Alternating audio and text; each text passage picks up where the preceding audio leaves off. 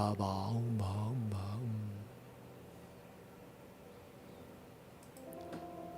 We're live. We're live. We are live. Live like never before. We're live. We're live. Morning, everybody. Good morning and welcome to the program wherever you are in this amazing world that we live in. Today is March 13th in the year 2023. Do you know where your children are? Do you? Hey! Welcome everybody, welcome everybody. How are you? How are you? Mark Conti reporting. Good morning. Good morning. Happy Monday to you. Happy Monday. Whoa, what's going on in the world today? Banks are failing, you heard? Have you heard that one of the third largest bank in Silicon Valley has collapsed $118 billion in share value down the toilet? Oh my God. Now, this right here would be a big problem if the United States government fails to back it. Now you say, oh, you can't bail out another bank. The bank failed, let them fail. Well, it looks like the Fed is letting them fail in a new-fashioned way, which means that the shareholders are essentially screwed. So if you had shares in this bank, what is it? It's what's the symbols? SBNY, Signature Bank in New York, Manhattan-based bank.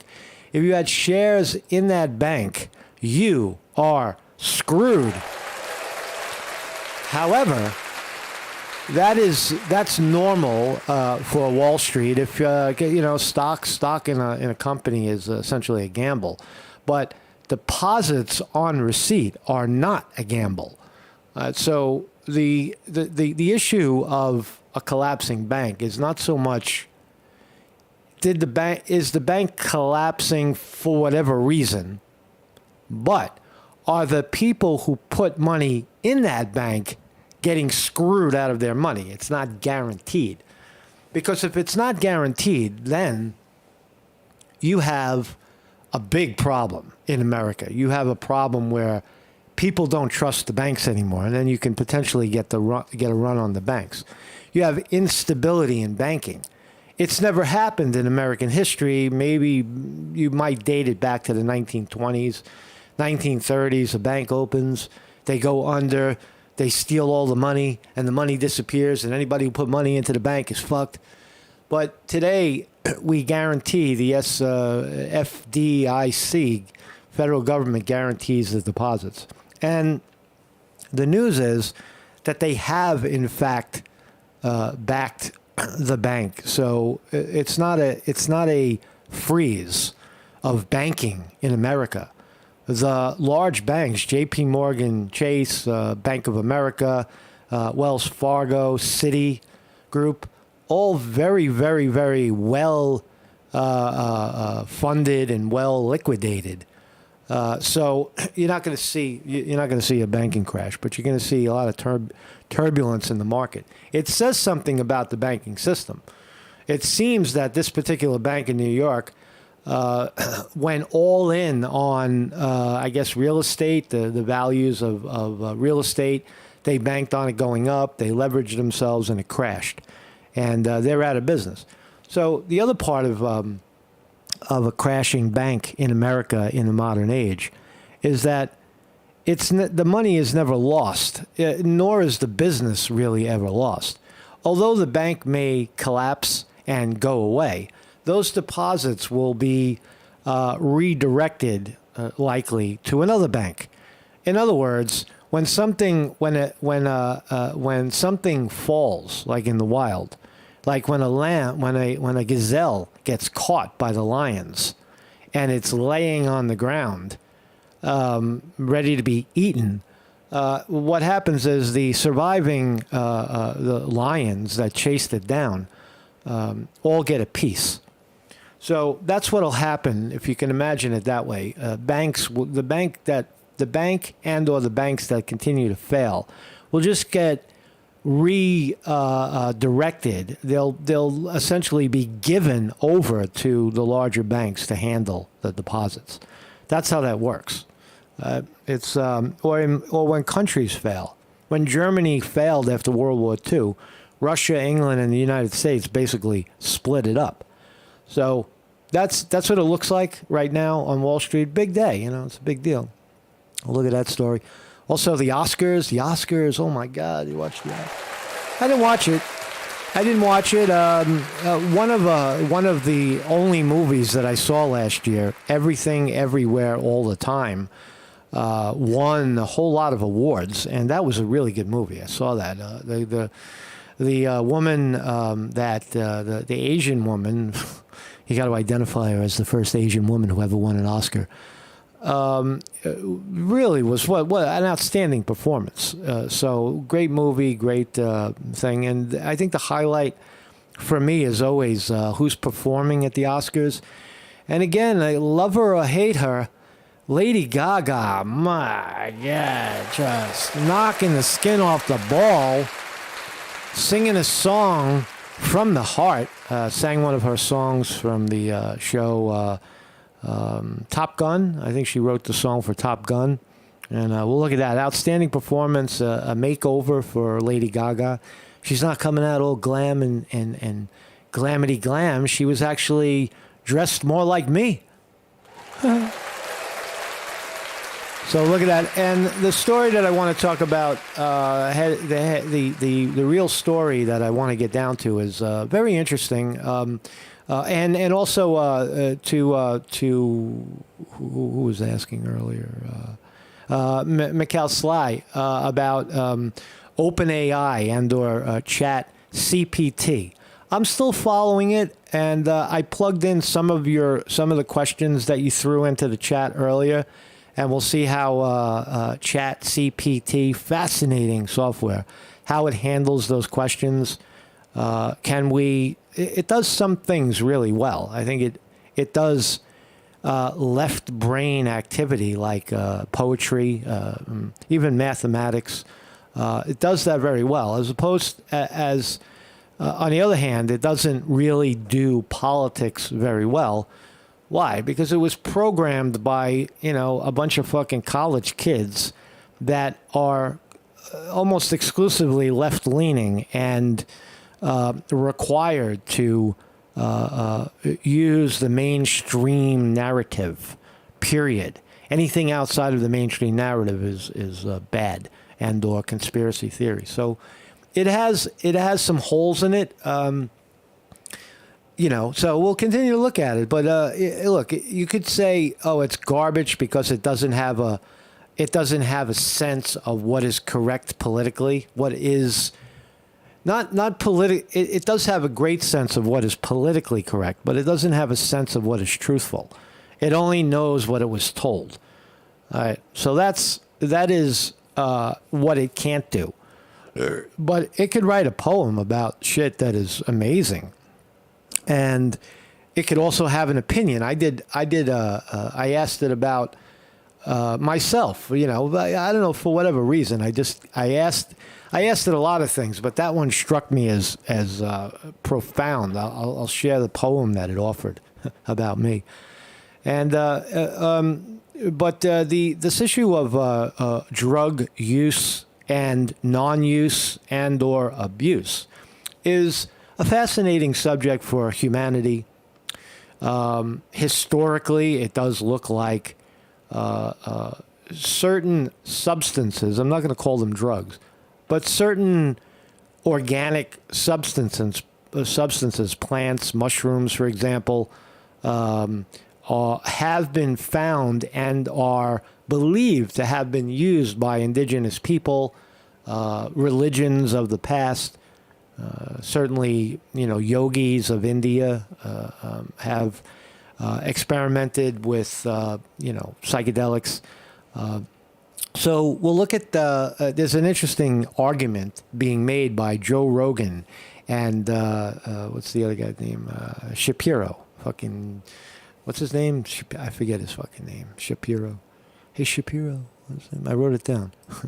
I wrote it down. But Ben Shapiro. And we'll look at that, and we'll look at the arguments that Ben makes, very overly intellectual. He's got a head like a computer. You see him crunching all the facts, and then out comes an answer. He's that old kind of intellectual being, as opposed to Joe Rogan, who's basically telling him a different truth, that some of these, what we think of as drugs, could be, in fact, portals put here by God himself to open one's consciousness to what is actually happening in the moment. Now, that's the flip side of the criminalization argument, that these things are here and meant to use. But what does it say about a guy like Alex Murdaugh, who uses a substance, aka a drug, Oxycontin, opioid, synthetic opioid concentrates, and he consumes these things, a lot of it, and then he kills his wife and his son, and steals millions of dollars from others, and then goes in front of a jury and says, I'm just a victim. So we'll look at that. On the one hand, you have Joe Rogan, a very smart, intelligent, awake human being, talking about it from one side, and Ben Shapiro takes the other side of that argument. All along, Alex Murdaugh and many, many others use drugs and harm people, like killing people, like driving into them while they're intoxicated, or killing themselves. So we'll look at this fascinating subject of what really is, what qualifies as a drug. And then, not all drugs are bad, but when you hear the word drug, you say, oh, it's bad. It's a drug. You have to learn to live without substance or a chemical. Well, isn't tomato a chemical? Isn't ginger a root, a plant? Isn't garlic a substance? Psilocybin, however you pronounce it, magic mushroom, is a mushroom. Cannabis is a flower. So where do we draw the line on what God is providing us through the earth? It's coming up. There it is. It's a plant. Nobody messed with it. Why is it wrong? Is it a bad... look, nature doesn't generally get it wrong. Although it will produce poison in plants. Like, you don't want to smoke poison ivy or rub it on your body, right? There are exceptions to this plant is bad, this plant is good. Correct? Right? Again, you wouldn't smoke. You wouldn't put, poison sumac into your pipe and smoke it. Right? You have fucking poison sumac in your lungs. But so we'll talk about that. It's a fascinating subject because that's what we do. And I'll flash to. I'm open to flashing to the chat CPT every once in a while. I don't want to make too much of a habit of it because then that becomes your brain and that becomes all you talk about. But we'll dive in. So anyway, this is my thumbnail today. Joe Rogan asking those important questions to Ben Shapiro that we're going to look at. And also the story of the failing banks and the Oscars are on the table. This is my website. My name is Marcus Conte. I have a website. And Marcus in the Morning is an educational philosophical stream that airs live every day from 9 a.m. At 9 a.m. So I'm no longer a journalist. As you can see, Marcus Conte was a journalist, but now he's a philosopher. I'm Marcus Conte, the philosopher, the internet philosopher, the video philosopher, who philosophize about a lot of things philosophiable and worthy of philosophy, meaning that not only do we question the nature of reality, but we question your nature of reality, and everything. We question everything. Everything is questionable. So this is no longer journalism. This is intellectual query based on historical perspective, aka Socrates, Plato. So that's now what we're doing here. We're no longer, we've left the realm of ugly, disgusting news. And if you don't agree with our news, then you're slandered as being conspiratorial, which is for some way became a bad thing. You're a conspiracy theorist. Every theory is conspiracy till proven otherwise. That's how all theories begin. I have a theory that Alex Murdaugh may have killed his wife and his son. That is a theory until proven otherwise. So all theory is conspiracy, but it's a smear today, so you don't want to be in that smear. So the way around it, or through it, is philosophy. Right? This is the modern age. We're in the golden age of philosophy, right? And philosophers, I guess anybody could be a philosopher. I claim it. If you want to donate to this philosophical educational channel, Zelle is a great way to do it. shorthappylife@gmail.com. Looking for one billionaire. We are looking for a billionaire to do, still looking for a very, very large contribution. Anywhere from, I don't know, $1 million to $10 million if you're rich. Make an impact. Have an impact on something. Right? Rather than your own stupid, self. What would you rather do? Buy another yacht? Or another, your seventh expensive car, which will have no impact on anybody, but not even you. You're not even going to enjoy it.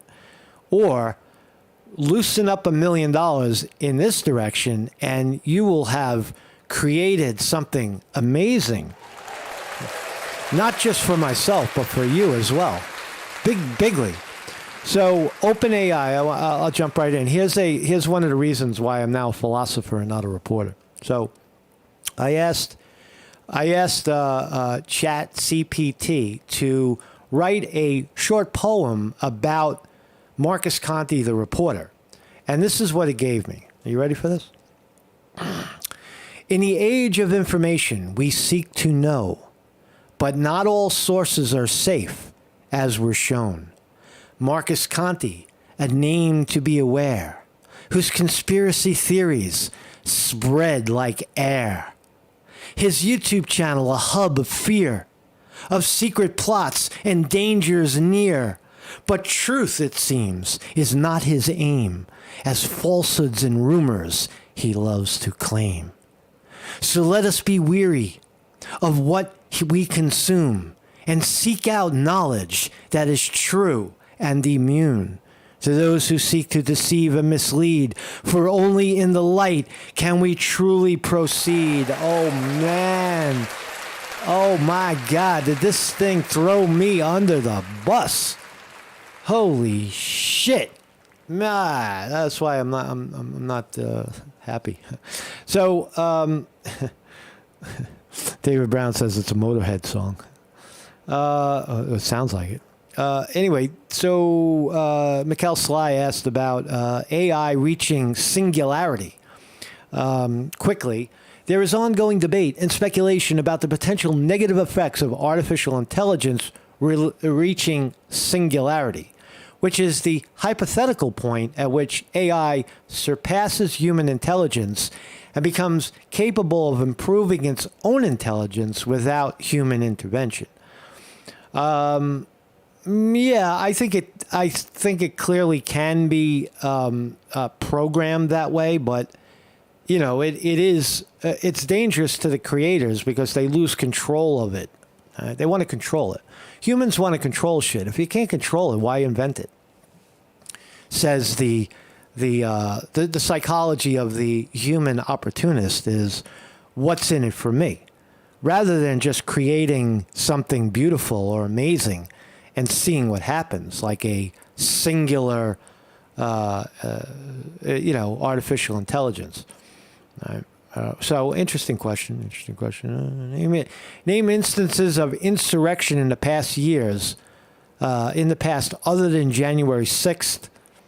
And it talks about Armenian Parliament in 1999, the differences between revolution and civil war. Here's the deal with this software. You're not going to nail it down, and it will never admit that it's wrong. It'll always justify it and say, oh, well, that's my, I don't speculate, I have no bias, but this is what I was told to say. So it's still not capable of these sorts of things that satisfy people like you and I, where it can see the weaker argument as being the stronger argument. It only sees the stronger argument. The more humans making a certain argument, in its eyes, is mainstream, and that's what it considers factual, as opposed to emerging ideas that ultimately become mainstream. For example, JFK was killed by the CIA. That is almost mainstream at this point. You might look at Jeffrey Epstein and say, well, in 20 or 30 years, we'll confirm that Jeffrey Epstein was murdered in jail by political operatives and not, he didn't kill himself, right? So you'll get into stuff like that. So let's talk about this failed bank and regulators close Signature Bank, second shuttered by feds after SVB disaster. What does it mean? What does this mean for you and I said it earlier that my speculation is that it's not going to wreck the banking sector at this moment because the Fed has acknowledged that it will back it. And that's okay. As long as the investors, not the stock investors, the people who have money and assets in the hands of the bank, right, that put these things on deposit with a guarantee that they would get 2 or 3% interest, or the money would be there when they need to draw on it. Those people are not allowed to be screwed. For example, average people like you and I. If you have $100 in the bank and the bank fails, you still have $100. It's just the government is going to guarantee that money based on the insurance policies that are in place. But if you invested in that bank that collapsed, the value of your stock could be zero overnight, and that's fair. So the government bailed it out. They bailed out the holders of the deposits on receipt. Let's listen. Regulators seize New York Regional Bank Signature, SBNY, 2 days after shutting down Silicon Valley Bank. So this is the second one to go. 2 banks down. As overseers of the banking system try to restore calm before markets open on Monday. That's what we're looking at right now. The markets are poised to open. Dow Jones Industrial Average poised to open down 300. NASDAQ poised to open. It's rebounding. It looks like we're coming alive into the open. NASDAQ looks to open flat. It was way up in the pre-market. It was up over close to 2% earlier. So it does have an impact on the market. So Signature Bank became the third largest bank to ever fail in the U.S. behind Silicon Valley Bank and Washington Mutual in 2008. If its assets haven't changed significantly since the end of 2022. See, remember that like Lehman Brothers and AIG were not allowed. Lehman Brothers failed, but that wasn't, I guess, a depository bank. They don't even consider Lehman Brothers. But look at AIG, for example. It didn't necessarily failed. It was propped up. So this article, Yahoo Finance, is pointing to these three, Silicon Valley Bank, Washington Mutual in '08, as failed banks. Let's take it for face value. if its assets haven't changed significantly since the end of 2022. Signature had $110 billion in assets, ranking 29th among U.S. banks. It had $88 billion in deposits. That's a lot of money. It's not $2 billion or $5 billion. It's $88 billion in deposits. Now, if you screw people out of $88 billion in deposits, regular people that had a bank account at one of these banks, that is devastating. That is earth-shaking. That has not been allowed to happen in modern American history. And if it does, the credibility of the United States banking system is gone. You'll have you want to talk about running for the door? Now, hypothetically, if banks continue to fail, although they don't look like they will, because the large banks, as I said earlier, J.P. Morgan, Bank of America, Wells Fargo, Citi, are very, very solid at this moment. J.P. Morgan is even, Jamie Dimon at J.P. Morgan is telling you that. But if any of those banks should collapse, the United States is in a bad problem because the capitalizations are so high in those companies, trillions of dollars.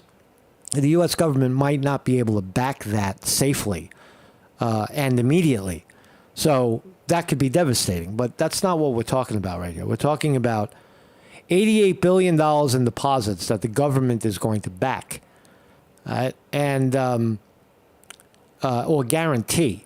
And it doesn't mean that the government has to pay $88 billion to fix the problem. All they have to do is guarantee it so that people don't go running to the bank and take out their money. Because if they do, then you got to pay them. That hasn't happened yet. There has been no run, even a debunked bank. There's no run on the bank thus far.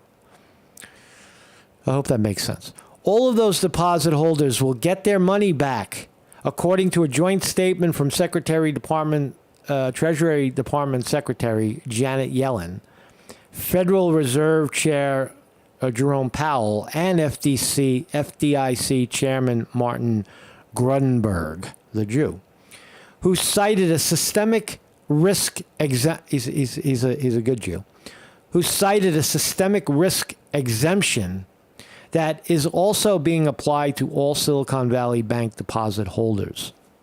So, in a nutshell, the banks with an S that failed over the weekend and Friday and then Sunday are being the deposits on the record are being guaranteed by the U.S. government. So they're bailing out the people in terms of the deposits with a hope that they won't run the bank. They may not allow it to run the bank. They'll change the rules. They'll say, oh, yeah, it's guaranteed, but you can't take it out right now. So they're saying that the monies will be available. The monies will be available as early as today. Any losses to the FDIC's deposit insurance fund to support depositors who exceeded the $250,000 protection limit, they say, will be recovered by a special assessment on the banks, as required by law. So the average people who have less than $250,000 in the bank are guaranteed their money. The rich of us who have more than that will be protected by a special assessment, which is a smaller part of the population. So that's what's going on right there. You could see at the open, or before the open, what happened? What happened? I was looking at something. I was looking at, Signature Bank is down 22%. This is likely to go to zero. I mean, this is ridiculous that it's even trading. It looks like it stopped trading. It was getting ransacked earlier. So I don't see how it goes up. The bank is debunked. Right? So shareholders at 70 are going to get fucked. And you'll see a mad sprint to the door to get out of those companies. So we'll watch that story close. So there was the Oscars. Oscars, I don't know. I mean, culturally, I feel like I'm being left behind. Nobody talks to me anymore. Nobody's speaking to me. I did enjoy the one movie that won all the awards. Everything, Everywhere, All the Time. Very good movie. But it was one of the only movies I saw this year. I don't know. I think Lady Gaga definitely, as I said earlier, Lady Gaga, we'll look at the performance. Even if we get a copyright hit. I don't know who these people are, advertising, dancing. Lady Gaga and the girl, Cocaine Bear. I don't want to see Cocaine Bear. I'm not interested in that movie. So this is Michelle Yeoh. Again, outstanding performance. If you haven't seen the movie, Everything, Everywhere, all at Once. Excuse me, not all the time. Everything, Everywhere, all at once. It was so good. I forgot the name of the movie. First Oscar winner who identifies as Asian woman. Asian woman. What kind of Asian woman are you identifying as? There's lots of types of Asian women. You got the Chinese woman, you got the Japanese Asian woman, you got the Korean Asian woman. What kind of fucking Asian are you, man? Michelle Yeoh. But nonetheless, she won the award, and the kooky left were quick to point out that she was a person of color. Anyway, so let's look at Lady Gaga. Lady Gaga, kick it, Lady Gaga. Love Lady Gaga. I wrote this song with my friend Blood Pop for the film Top Gun Maverick in my studio basement. Lady Gaga is leaving the glam behind. Look at her. She looks like Kurt Cobain in 1991. She's going back to when we're back in 1991. See how style evolves, right? So she's smart. She's smart. She's taking it the other way. Let's listen to the song. It's deeply personal for me, and I think that we all need each other. We need a lot of love to walk through this life. And we all... Oh, she means it, man. She really means it. She smoked a big blunt before she sang it. No, she's telling you how much she means it. all need a hero sometimes. There's heroes all around us in unassuming places. But you might find that you can be your own hero even if you feel broken inside.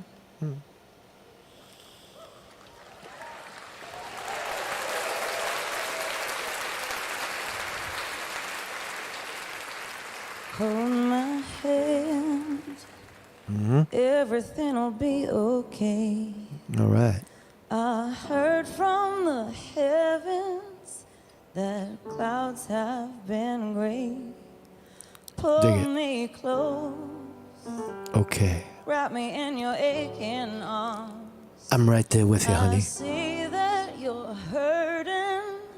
Why'd you take so long to tell me you need me?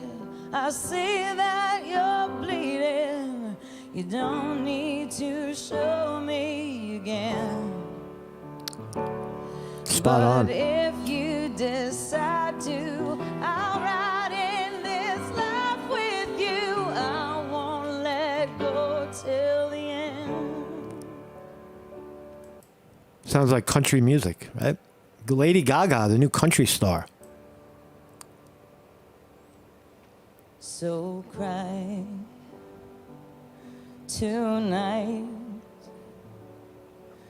but don't you let go of my hand. You can cry every last tear. I won't leave till I understand. Promise me, just hold my hand. All right. Hold my hand, hold my hand.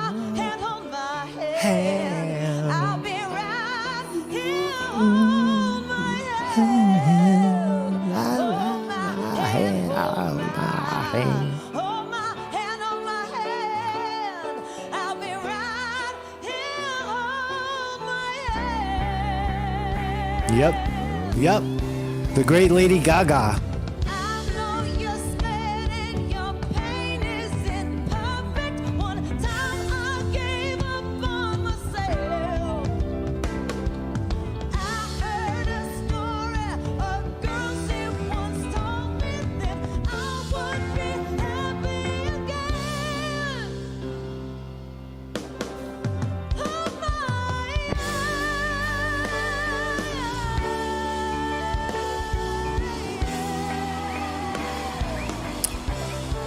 Pow. tonight. Yep. But don't you let go of my hand.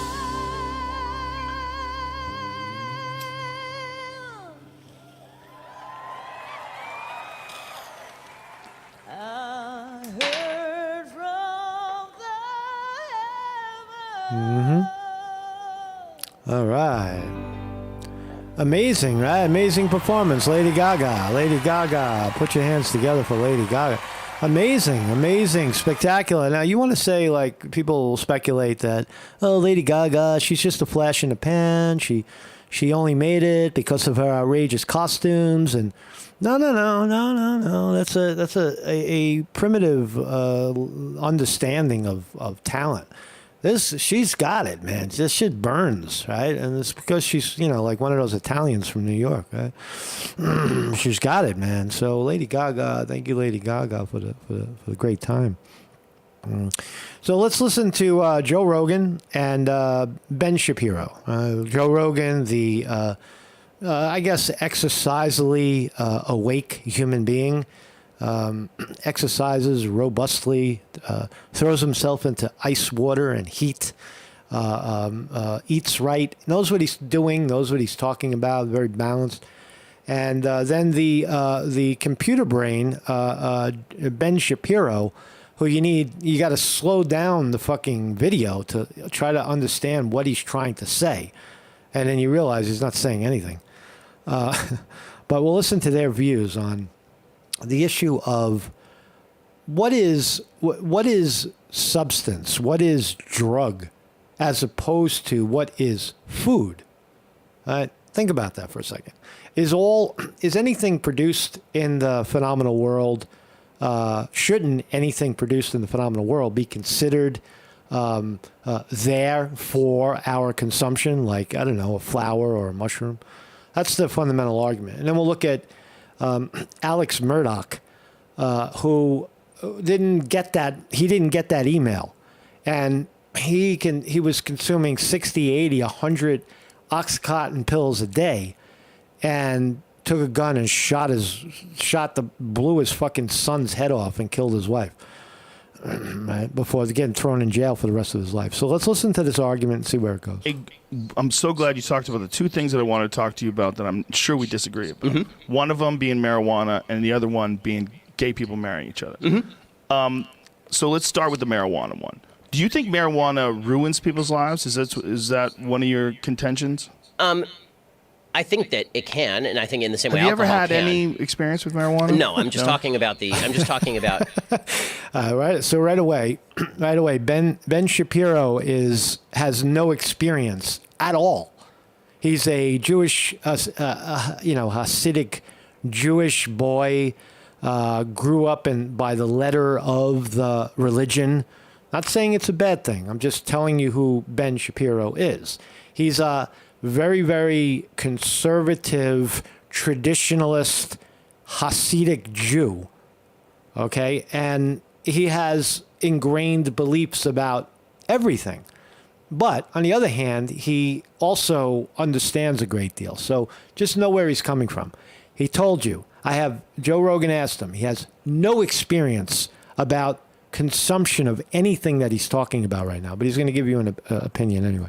the statistical overuse of marijuana among teenagers does have detrimental brain effects that have Yes. some long-term after effects. It's pretty proven, and that's one of the things that I Yeah, but that's kids. We're talking about We're talking about people. So really, I'm glad you said that because I wanted to cover that, but you were in the middle of a rant when we were joking around Yeah. about 6th and 7th graders selling pot.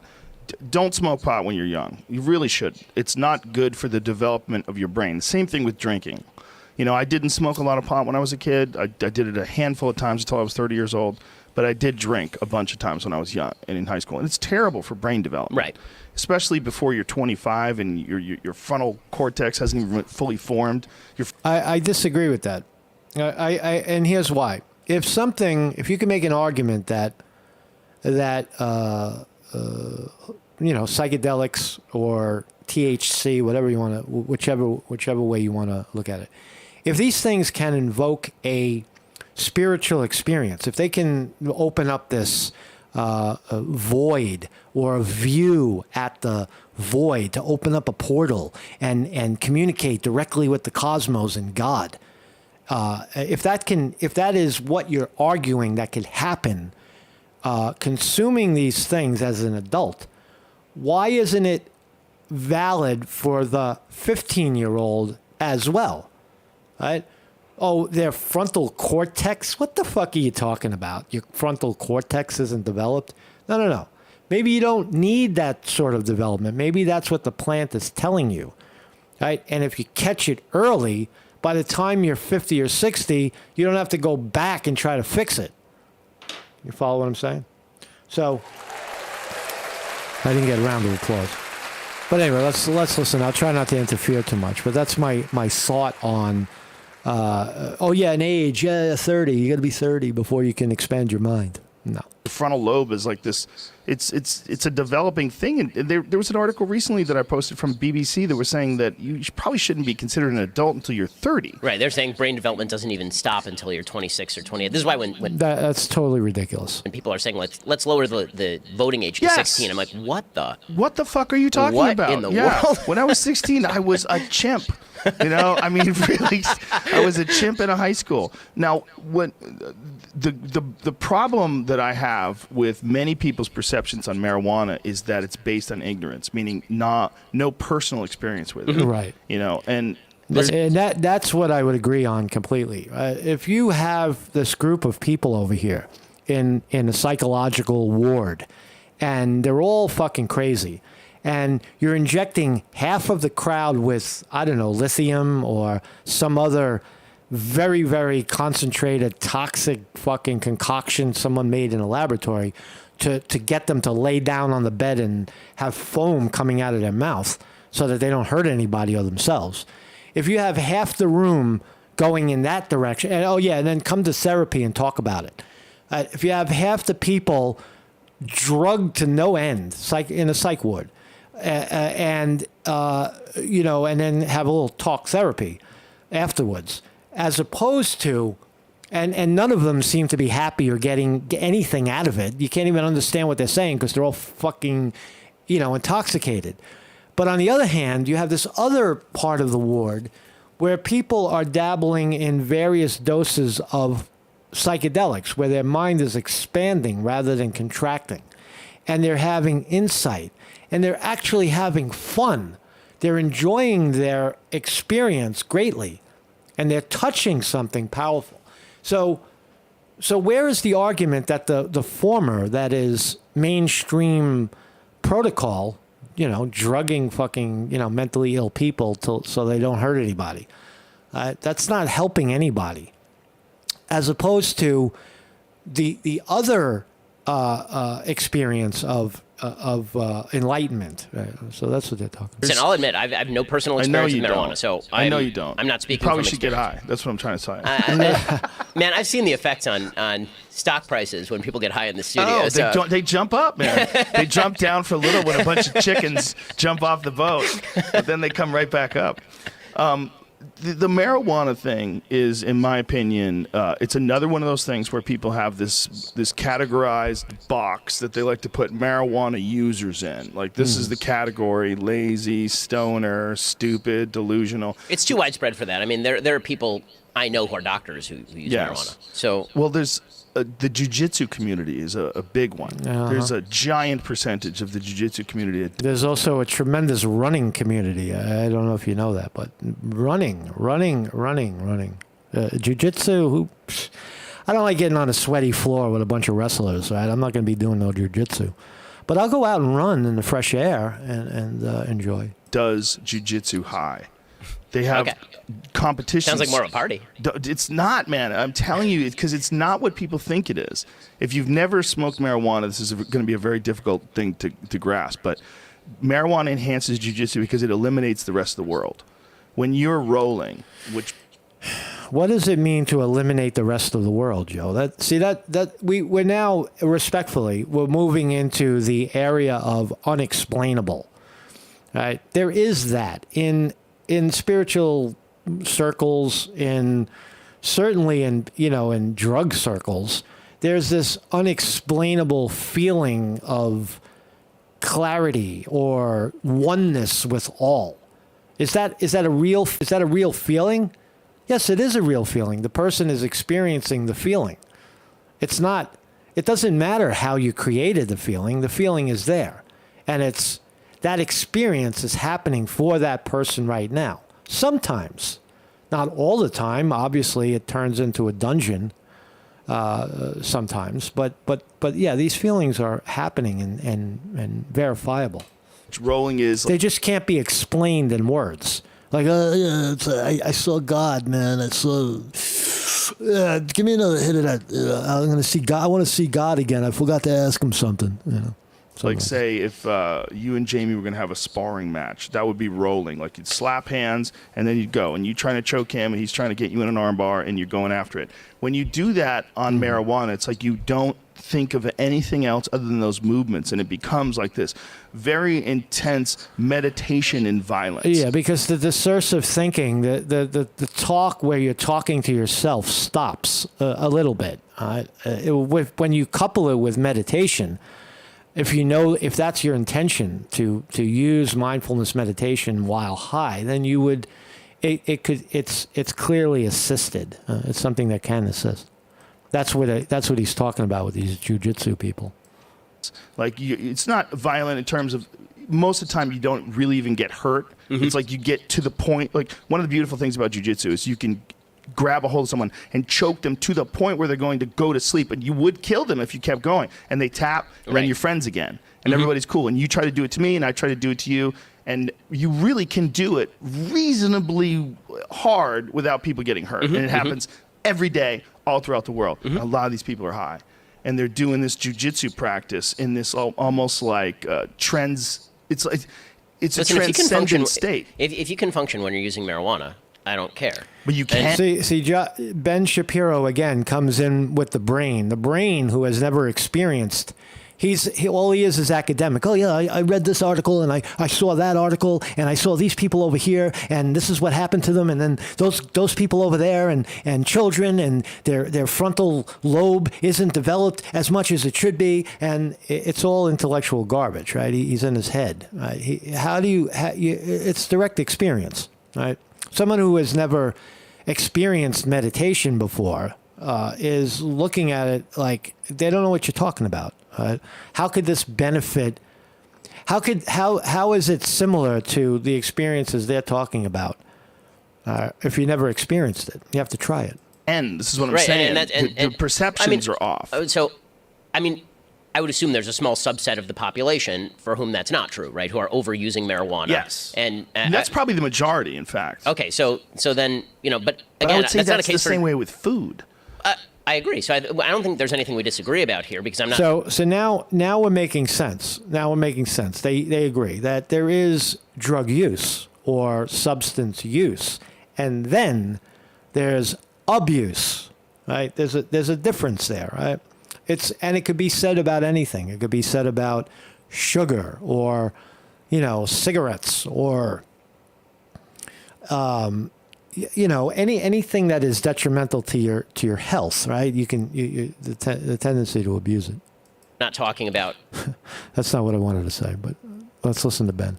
criminalizing marijuana use. Right. I think that we should honestly discuss the evidence that for a subset of the population, there is some evidence that marijuana is addicting, but it's a subset. It's not everybody who's on marijuana. The vast majority of people on marijuana are not addicted to marijuana. I think in the same way, alcohol, I mean, it's true of alcohol as well. There's people that are going to be addicted to almost anything. And I think there's absolutely people that are addicted to sugar. There's for sure people that are addicted to nicotine and alcohol and all these things that we let people have. The material addictiveness of marijuana is not comparable to opioids, though, for example. It's not even comparable to alcohol or nicotine. It seems to be very rare when people become physically addicted to it. Extremely rare. And what's common, though, is abuse. And it's common in everything that human beings consume. They're talking more about the downside of it. I remember them talking about the upside. Abuse is common, as we said, with food. It's certainly common with alcohol. It's certainly common with pills. But this is why, I really believe that the way to solve some of these problems is a social fabric problem. Like it's a parenting problem. It's a social fabric problem. It's a personal choice problem. Yes. And that's why virtually every solution I suggest is so funny. I'm constantly, conservatives like me who are libertarian leaning are constantly accused of being non-compassionate. No, it's just our compassionate solutions don't involve the use of government. Yeah. Listen to the way he explains things. I don't know who listens to Ben Shapiro. I'm listening to him because it's a nice contrast to Joe. But who follows a guy like this? It gives me a headache listening to him. He's just say what you want to say already, man. Yeah. It's like we're going to encourage people to make better decisions with their lives. And if you choose not to do that, it's a free country. Well, coming from a religious background, you have this community that reinforces this kind of behavior and thought. And I think that's one of the best benefits of religion is that moral fabric and that community, the sense of community. Even silly ones like Mormons. They're the nicest folks, right? They believe something that is fucking patently insane. If you go and read the Joseph Smith text from 1820 when he was 14 years old, the shit that he wrote. I try not to get into doctrinal insanity. I wear a funny hat all day. I hear you. Well, I was going to get to that. Yeah, but with that said, I mean, Alexis de Tocqueville talks about this, early on in the American Republic. The idea is that what makes America very different is the idea you don't need a big government when you do have a supportive social fabric where people feel like they're at least oriented toward a common goal. It's one of the problems that I think we have in the country right now. I'm not sure people are oriented toward even a common sense of conversation. Right? I mean, you don't have to agree on everything in order to have a common sense of the important values that unify the country or should. Yes. Right? I always use Sam Harris as sort of my bête noire here because he's obviously a militant atheist. I'm an equally strong believer. Guys like Ben Shapiro are the people who write Chat CPT. They're just, he's got so many facts in his head and so much, he's so right-sided, just spitting out fucking detail that what he's trying to say, a context of what he's saying gets lost. I kind of think that thinkers like Ben Shapiro, Marcus Conte, the philosopher, philosophizing on Ben Shapiro's career. I think talkers like Ben Shapiro are clearly fading. I don't think people they're seeing through it somewhat. You don't have experience about what you're talking about, but now for the next 30 minutes, you're going to talk about it. Shut up and listen. When do you ever listen, Ben? I know it's your claim to fame to always talk and tell people shit, but at some point you got to listen to what's being said. Right? He doesn't listen. And yet, when it comes to the things that we would like to see happen in the country, not on a government policy level, but on a let's have a conversation level and discuss on evidence level, we're on the same page. There are certain core assumptions you have to make in order for that to happen. My argument about America and the West is that those core assumptions are built on Judeo-Christian foundations. Sam's core argument seems to be that they're built on evolutionary biology. We differ a little bit there. I don't want to let this marijuana thing go just yet. One of the things that I wanted to bring up to you was this idea that if you're a religious person, don't you think that there's certain things that maybe God put here for us to consume, to change your perspective, to allow you to reach new levels of consciousness? Don't you think it's entirely possible that some of these things that are here, and I know you haven't experienced them, but they might literally have been put there by God? And there's some evidence to say that a lot of the text from the Bible, that in particular there was, I think it was the University of Tel Aviv, somewhere in Jerusalem, where these scholars were trying to decipher what it meant when Moses encountered the burning bush. Right. And they believed that it may have been the acacia tree, which is very rich in dimethyltryptamine, which is a psychedelic substance that the brain produces, and it's very common in plants. And they think that this might have been when he met God, and God was a burning bush. Imagine that. Imagine if the Christian religion accepts that fact and says that Jesus was inspired by the burning bush. Yes, but what was in the bush? Was it a cannabis plant, or the plant that they're talking about? And he had this mystical, magical, feeling, that this open portal, and he saw God. Makes sense. It seems to be consistent with a hallucination, if you ask me. That this might have been some crude translation of them being involved in some sort of a psychedelic experience. Now, it sounds outlandish unless you've had that psychedelic experience. Correct. And when you have, you very well could think that you were in a conversation with God. This is on Earth. Why is that so unusual for someone to say that in this state you feel like you're having a conversation with God? It's not you're making believe you're having a conversation with God. It is real. You feel the realness of the connection to something other than you. That's real. Right? That's a real, a tangible experience. This is my experience. Hey, you over there, are you having the same experience? Yes. Yes, I am having that experience. And you over there, who's not even talking to us over here, are you having a similar experience? Why, yes, I am having a similar experience. I feel like I am, able to communicate directly to God. Why is that unusual? Why is that even an unusual thing? If people are experiencing it, now go to the ward with the people on Thorazine, the psych ward with people all injected with Thorazine, and ask them, are you experiencing a God moment? And they're experiencing nothing. So that's what I'm talking about. These experiences are real, is what I'm trying to say. And this is something that may very well have been lost information, or this may very well have been rituals that people participated in to bring them closer together and to reinforce that sense of community that you do get from a church and you do get from a group of people that share moral beliefs and values. And there's real good discussion that a lot of these experiences that became these religious doctrines came from psychedelic experiences. Right. Now, as someone who's never experienced that before, I know this is probably a very strange thing to try to even wrap your head around. It is entirely alien until you experience it. Correct. But it might very well be religious. I mean, right. To Joe's point, so is meditation. When you couple all these things together, mindfulness, meditation, concentration, and then you add, magic mushroom to it, you're elevating the experience. That's what happens. So that's their argument. Now, what about the other side of that? Drugs are bad. Conti, you're promoting drugs. Are you promoting drugs?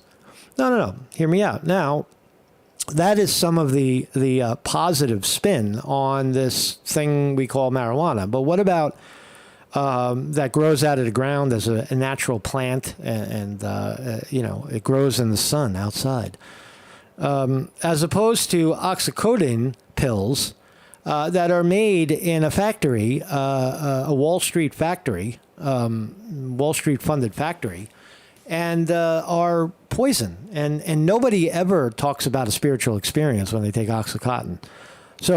Or what we usually find out is that they kill people. So here's the flip side of that. Right? Throwing drugs at a disturbed human being. A human being on the wrong path. Stealing millions of dollars from people. And then enters synthetic opioid. And where does his life go? In the same direction it was going, but faster. Huh?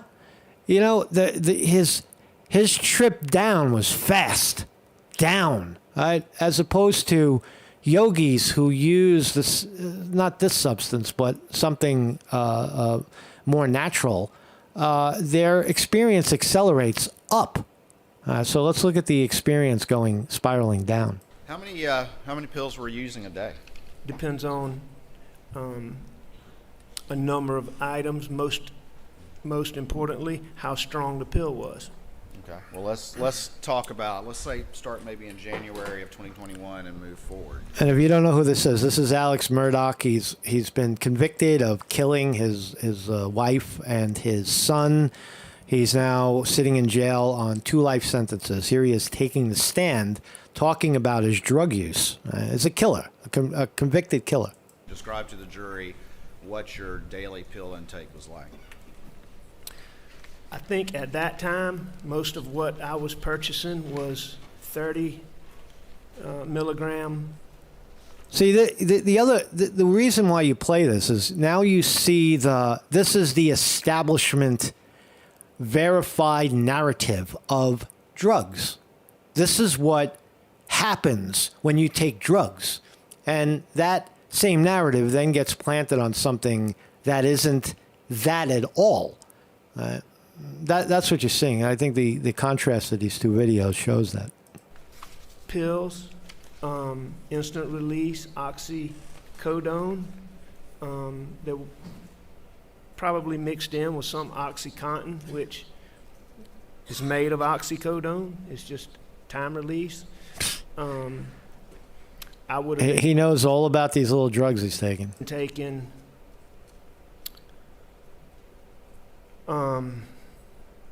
Spit it out, man. How many were you taking, man? How many did you take, anywhere Alex? from How many?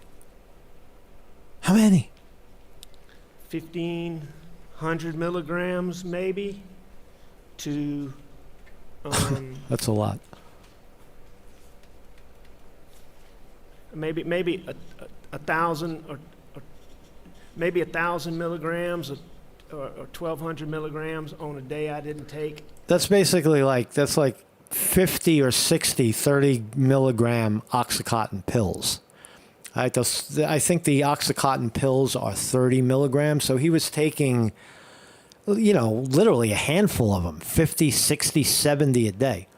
That's a lot of pills, man, right? So, again, and it's not as much or didn't have as much up to, there are days, many days, a lot of days, most days were more than that, and many days would be,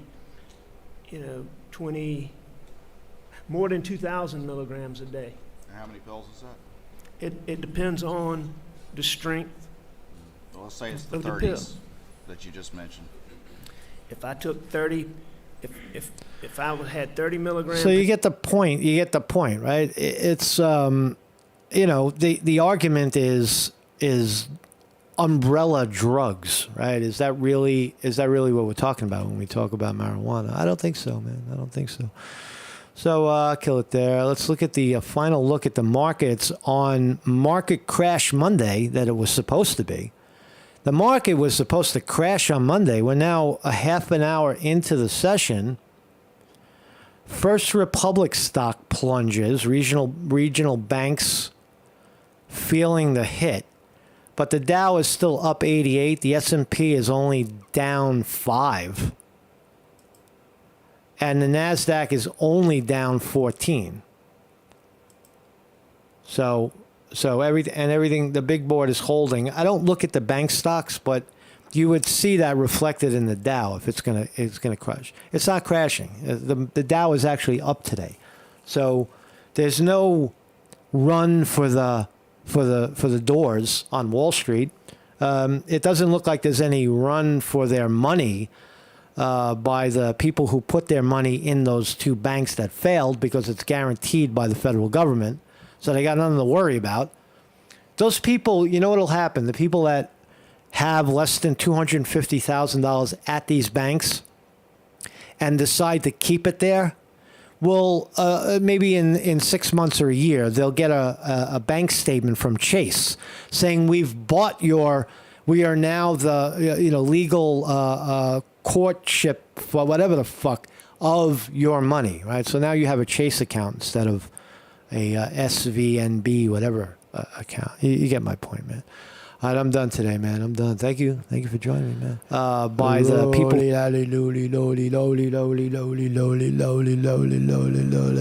Thank you, Lady Gaga, for the work you do. Thank you, Lady Gaga. Have a great day, everybody. Have a good time, man.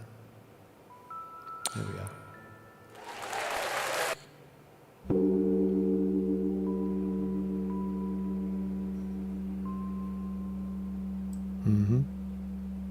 See you guys tomorrow.